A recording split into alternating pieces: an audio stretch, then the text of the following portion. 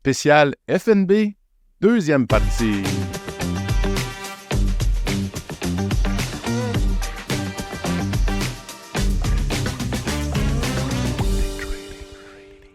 Un beau bonjour à tous, j'espère que vous avez passé une belle semaine. On poursuit, pas d'introduction, on poursuit direct dans où on était rendu. On était en train avec François, je redis bonjour quand même à François, pour ceux qui viennent d'arriver.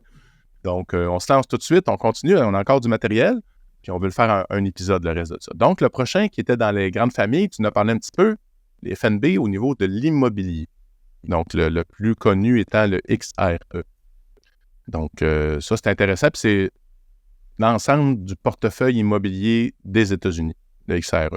C'est comme ça que moi, je le perçois. Tu me corriges si je me trompe. XRE... je vais le regarder encore juste pour être sûr qu'on ne met pas... Regarder.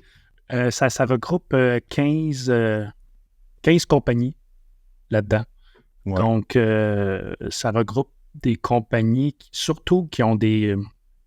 encore là, ça sera vérifié, là. Ben écoute, mais il a acheté à Six, fait que c'est probablement canadien. C'est moi qui me trompe. Oui, c'est ça. Ben, je sais que XRE trade au Canada, donc oui, c'est ça. Okay. Mais quand même, il pourrait avoir des compagnies américaines dans ce fonds-là. Je crois, là... de toute façon, ce n'est pas le but de savoir les composantes des FNB, mais XRE, là, c'est surtout des compagnies qui gèrent des parcs immobiliers.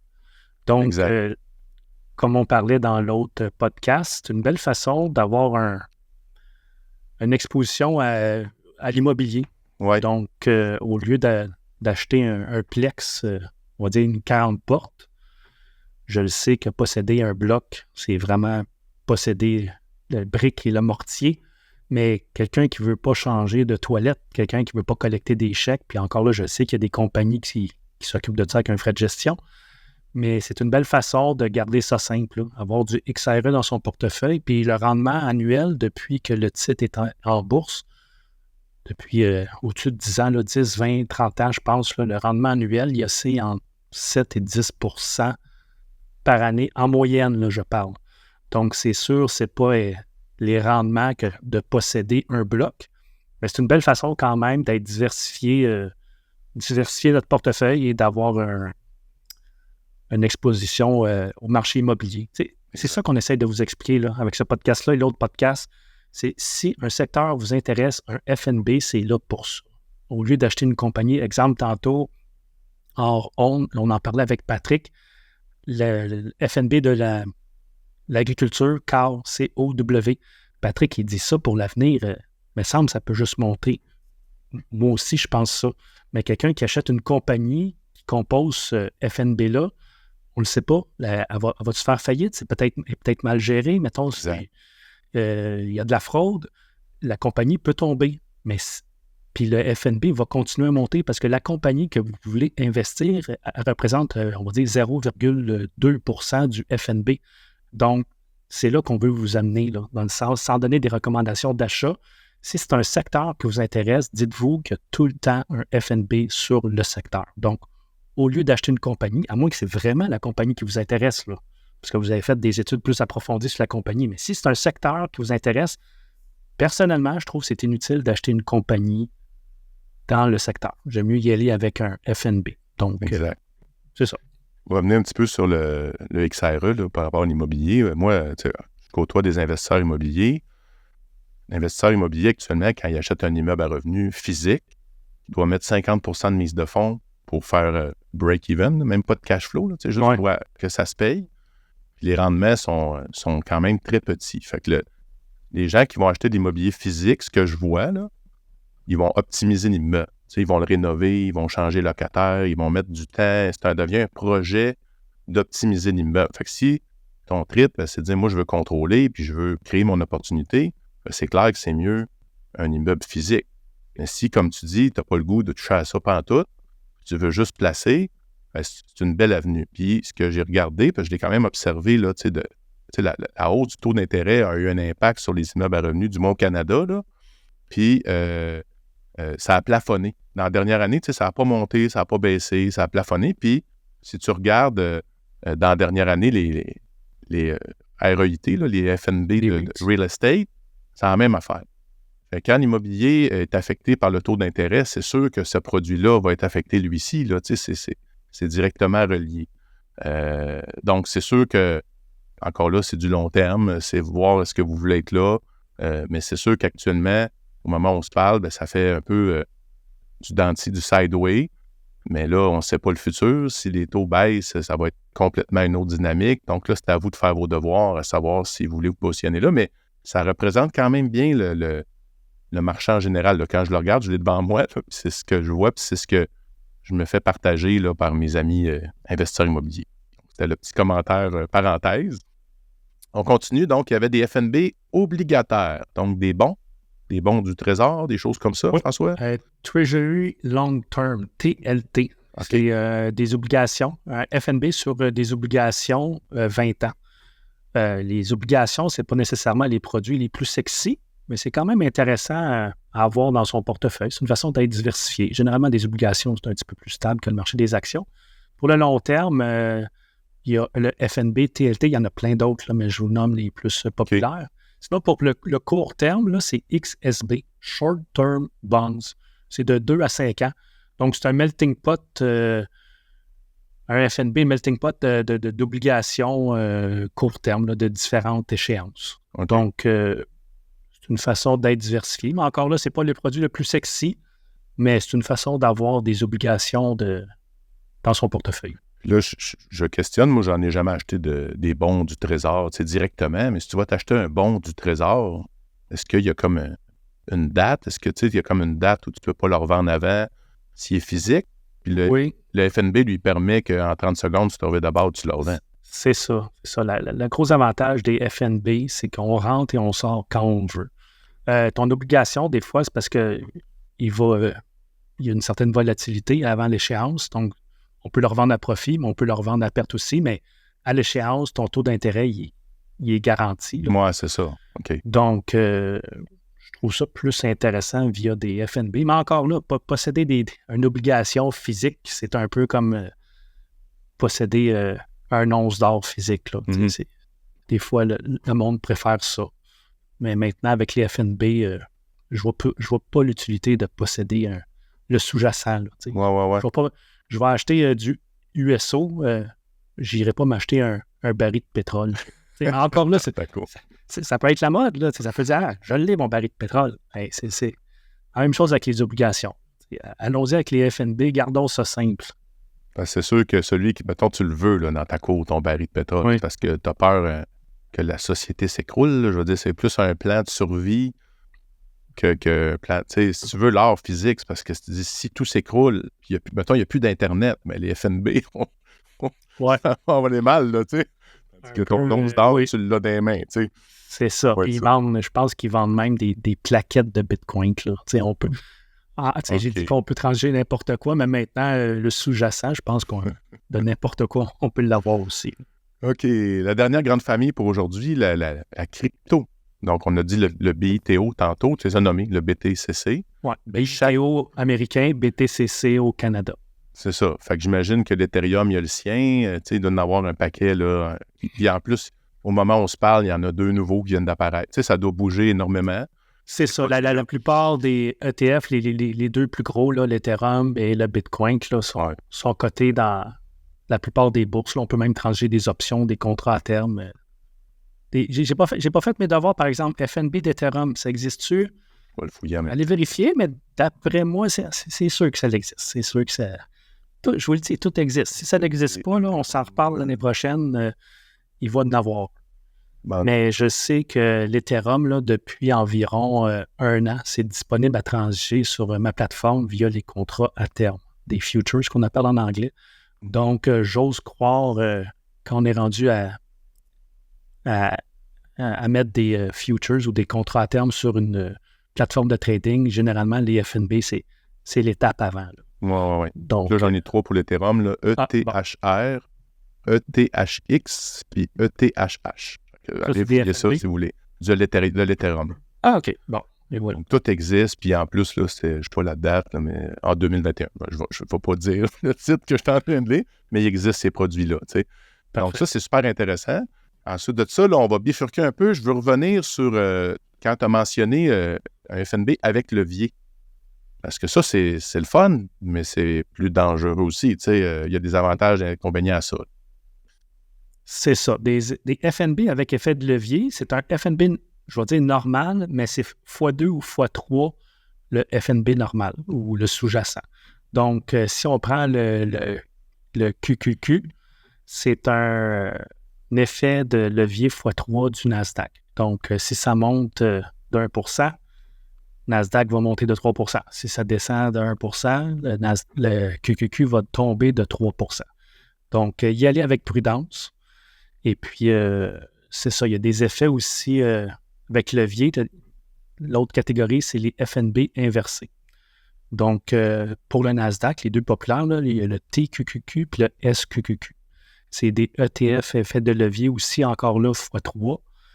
Mais en anglais, là, ils appellent ça un décaille. Ça s'appelle un effritement du titre, du FNB. Donc, c'est pas pour le long terme. Ça non, c'est ça. Okay. C'est vraiment pas pour le long terme, c'est pour de l'intraday. On garde ça une journée, 2 journées, une semaine max. Mais c'est vraiment pour faire de la spéculation. Donc, si vous voulez aller avec des ETF avec effet de levier ou des ETF inversés, généralement, c'est des titres de spéculation. Mais bref, c'est un produit qui existe. Là, le monde aime ça, l'effet de levier. Là, donc, ça permet de faire plus d'argent rapidement. J'aime pas ça dire ça, mais ça peut aller de l'autre bord aussi. On peut en perdre beaucoup plus rapidement. Mais bref, on n'a pas besoin d'avoir autant de capital que les autres produits qu'on transige des ETF, des FNB, avec effet de levier. C'est ça, parce que moi, ce que je vois, tu sais, pourquoi tu dis ça s'effrite, je n'ai pas étudié ça, là, je réfléchis à voix haute, mais je me dis, là, c'est comme si tu pouvais prendre un produit avec une marge, mais pas de marge. Normalement, le courtier, si tu prends un produit avec une marge, il te charge un taux d'intérêt. Tandis que là, c'est un produit que si tu l'achètes avec d'en acheter pour ton 400$, parce que 443, tu en achètes un. Ouais.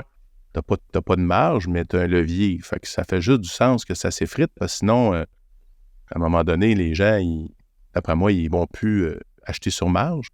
Le courtier, lui, j'imagine qu'il aime mieux si on nous charge des frais. Bien, pourquoi à chaque jour, je dis qu'il y a un effritement? Dans le fond, c'est qu'il y a un rebalancement. Bon, là, c'est beaucoup de technicalité, mais je vais vous résumer ça. C'est dans ces fonds-là, FNB, il y a plusieurs stocks. Et puis, c'est rebalancé à chaque jour, les proportions, pondération du stock. Donc, c'est rebalancé à chaque jour. Puis, ça fait que le FNB, il tend généralement à diminuer. OK. Donc, il y a un petit ajustement qui se fait. C'est ça. Dans le fond, là, le vrai terme, là, il y a un rebalancement des stocks qui composent ce FNB-là.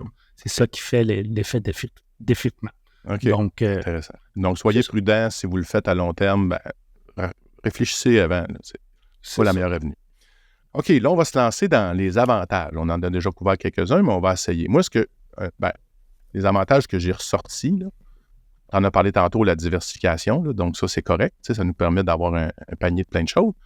Ce qui est intéressant aussi, c'est la transparence, parce que si tu veux savoir exactement les produits, à quel pourcentage sont dedans, bien, ça, c'est tout accessible. Ils sont obligés de nous donner l'info. Là, je pose la question en même temps. Ah oui, excusez, c'était une question. Oui.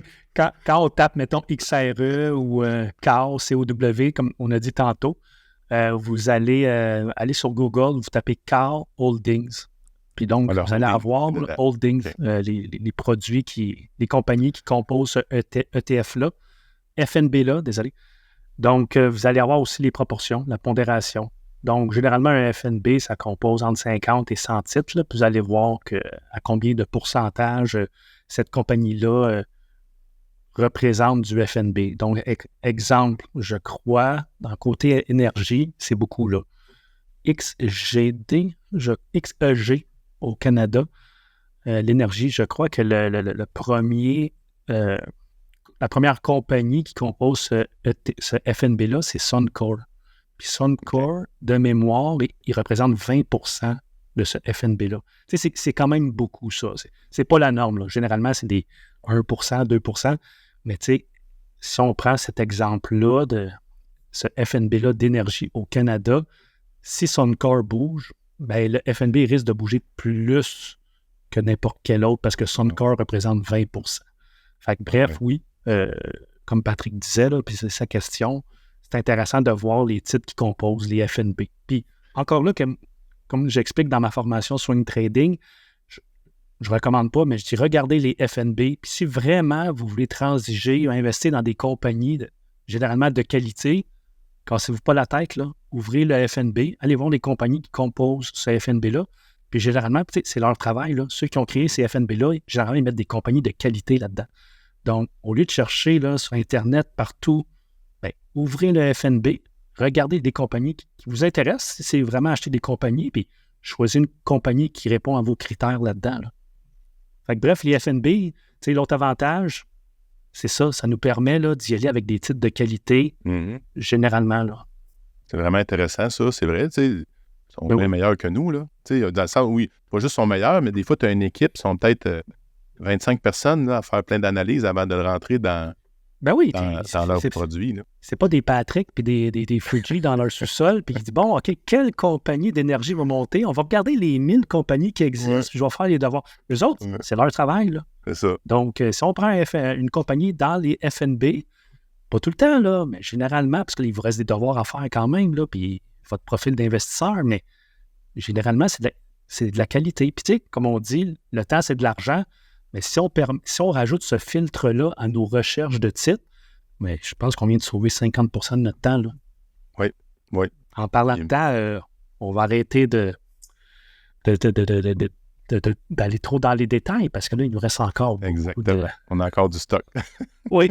Donc, les avantages qui restaient, bien là, on l'a dit tantôt, les produits plus dispendieux sont à moindre coût. Il y a la liquidité aussi qui est vraiment importante. C'est des produits, il y en a beaucoup qui sont très liquides.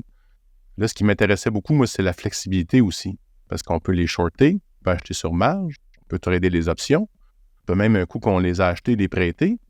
Ça permet vraiment de faire beaucoup.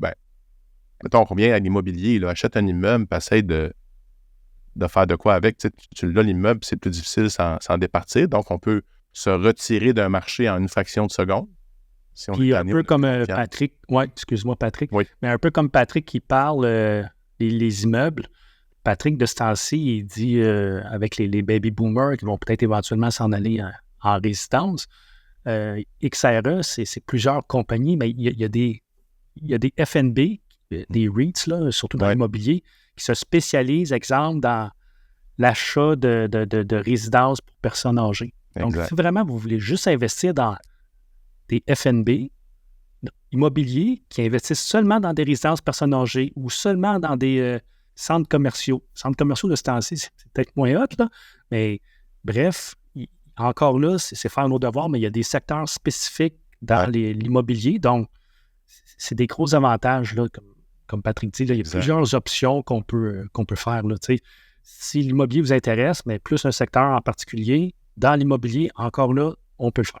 Tu veux t'acheter des mini-entrepôts, il y en a un pour les mini-entrepôts. Ah oui? Tu veux t'acheter, il y en a toutes les sortes, il y en a dans l'industriel.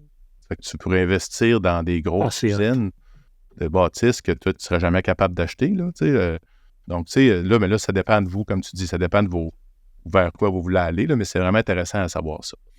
Ensuite de ça, le dernier avantage, c'est ça, c'est, mettons, dans les frais, il y a très peu de frais. Les fonds communs, par exemple, beaucoup de gens ont investi beaucoup dans les fonds communs qui ça vient avec des frais de gestion, tandis que là, on se sauve de ça. Fait que c'est un autre avantage. Mais c'est une gestion plus autonome, si on veut, là, quand on fait ça. Il n'y a pas de conseiller là, qui va... il y en a qui peuvent le faire, mais dans le sens que c'est une autre approche. Là. Puis, si là, je lance une référence, il y a le livre de Tony Robbins, Unshakeable, qui parle d'investissement, puis il l'a coécrit en grosse partie avec Ray Dalio. Il parle beaucoup des ETF dedans. Ah oui. Fait que si ça vous intéresse, allez lire ça. Puis il mentionne là, plus qu'une fois, là, lui, il est convaincu là, dans ce produit-là. Mais si vous voulez développer vos connaissances, là, je vais mettre probablement aussi le lien puis Ray Dalio, dans la description. Vite, son nom, il me dit quelque chose, je pense. Je pense qu'il est assez connu. Le plus gros gestionnaire, le hedge fund, le plus gros hedge fund au monde, en fait. Voilà. C'est pas un 2 de pique. C'est ça qu'on va se dire. Moi, en fait, personnellement, c'est un de mes idoles. C'est vraiment une personne que, en plus, il est très philanthrope. Il veut aider l'être humain à développer des meilleures attitudes, des meilleures façons de fonctionner, même dans la gestion d'entreprise. Il est vraiment...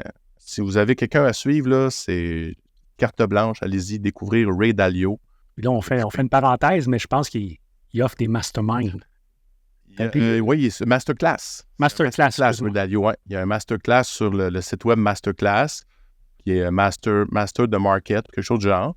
Mais c'est vraiment sa méthodologie à lui, mais c'est vraiment une vision là, d'un grand investisseur sur de la gestion de portefeuille. Tu sais, c'est vraiment un autre niveau là, tu sais, que ce qu'on fait là aujourd'hui avec vous. Ouais. Mais très, très bon. C'est très bon point, François. On poursuit avec les inconvénients, dans le fond. Tu sais, c'est encore là, vu qu'on en parle depuis tantôt, bien là, comme je disais, c'est moins concret que le produit physique, là, comme l'or, on a dit. Il y a aussi, c'est qu'on n'a pas nécessairement de contrôle. Tu sais, les décisions, mettons que tu es actionnaire d'une compagnie avec droit de vote, tu as le droit d'aller voter. Si tu as acheté ton immeuble, tu as le droit de décider si tu vas changer l'Internet dedans ou tout ça.